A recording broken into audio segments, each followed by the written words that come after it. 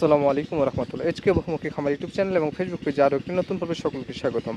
দর্শক বন্ধুরা, আজকে আমরা আমাদের এইচকে বহুমুখী খামারে রোপণ করব 12 মাসি কাঁঠাল। এটি একটি আঠাবিহীন জাতের কাঁঠাল গাছ। এটি 12 মাসই ফলন দেয়, খেতেও খুব সুমিষ্টি এবং চমৎকার।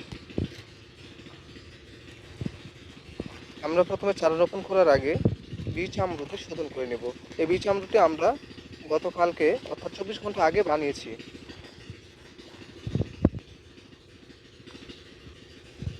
আমরা গর্তের মধ্যে কিছুটা বীজ আমরা দিয়ে দিচ্ছি,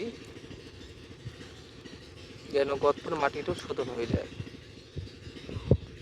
এরপরে আমরা গাছের গোড়াটি ভালোভাবে বীজ আমরুতে চুবিয়ে নেব। এরপরে আমরা এটি রোপণ করব।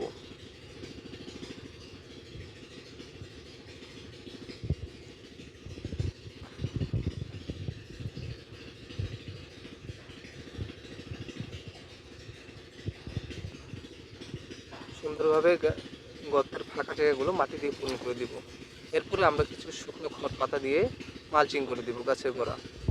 এরপরে আমরা একটু শক্ত দেখে গাছের গোড়া একটা খুঁটি দিয়ে দেব, যেন গাছটি ঝড় বৃষ্টি কিংবা বাতাসে এদিক সেদিক হেলে না পড়ে। আমরা গাছটি খুঁটির সাথে আলতো করে বেঁধেও দিচ্ছি, যেন খুব সুন্দরভাবে গাছটি দাঁড়িয়ে থাকতে পারে। কয়েকদিন পরে আমরা গাছের খাবার হিসেবে দিয়ে দেব ঘন অণুজীব সার, তরল অণুজীব সার এবং হিউমাস। এছাড়াও কীট বিতারকের জন্য আমরা ব্যবহার করব 10 পাতার রস। আপনারা যারা রাসায়নিক মুক্ত প্রাকৃতিক উপায়ে চাষ করার জন্য ঘন অণুজীব সার নিতে চান, স্ক্রিনে দেওয়া নম্বরে যোগাযোগ করতে পারেন। আমরা সম্পূর্ণ প্রাকৃতিক মুক্ত চাষ করে থাকি, প্রাকৃতিক উপায়ে চাষ করে থাকি, রাসায়নিক মুক্ত এবং কীটনাশক মুক্ত।